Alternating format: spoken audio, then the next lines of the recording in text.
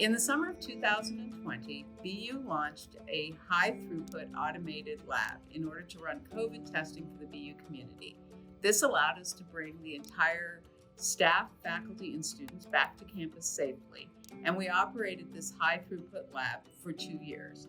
We now have transitioned this lab into a new service model and BioFoundry, making use of everything we learned during COVID, which is now referred to as the DAMP Lab. So the DAMP Lab represents the beginning of this paradigm of a cloud lab where people can take designs that start on a computer and actually have them made. The DAMP Lab is an interesting mashup of what are traditionally wet lab experiments. So that's the actual molecular biology that goes on to actually create a biological system, a sensor, a fuel, an energy source. So that's a wet lab.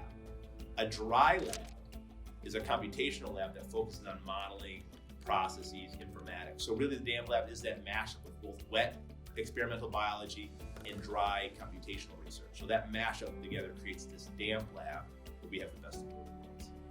The DAMP Lab, which stands for Design, Automation, Manufacturing, and Processes, was really conceived as a mechanism for people to take ideas about designing biology that came from a computer and actually see them realized in the actual world.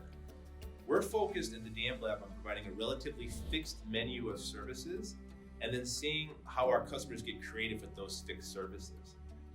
The other key part is if you send a design to be made in a cloud lab, you need to have a consistent experience. So we need to really focus on replicability, standards, and just really offering a menu of services to people to realize those biological designs. My name is Dave. I'm the automation engineer in the DAMP Lab.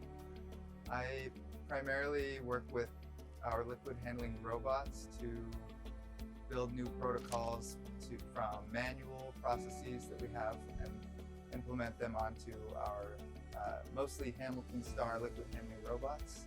We have 8 Hamilton Microlab Star liquid handling robots with various different modules depending on which project we are implementing at the moment. For example, this one here has several of the cooling modules for things like PCR when you need to keep the master mix cold.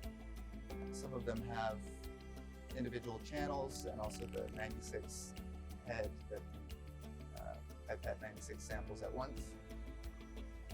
The process for onboarding these onto the robots is typically we write the Venus method using the Venus method editor and run that in simulation.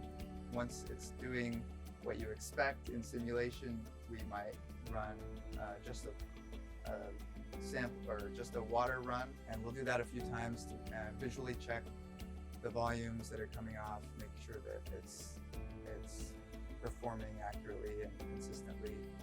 Our goal is that the robot will perform as good or better as far as the yields and concentrations go. It won't always necessarily be faster than a human, but when you scale it up, it typically will be if a human were to try to do 96 or 384 of these reactions, the robot really comes in handy. Another thing that what we want to do, and unfortunately we've seen this with the COVID-19 pandemic, is that in the event that we have to manufacture new biological therapeutics in response to a crisis, or we need to tackle some of the climate change, energy issues, and things like that, we're going to want a coordinated network of individuals working on the problems together. So we need to lay that foundation down, that we have labs that can interoperate, labs that share data, labs that share standards. And so the DAMP Lab participates in the Global BioFoundries Alliance, or GBA, that helps to bring together academic institutions that are interested in these issues. And so, again, a non-trivial part of the DAMP Lab's effort is community building.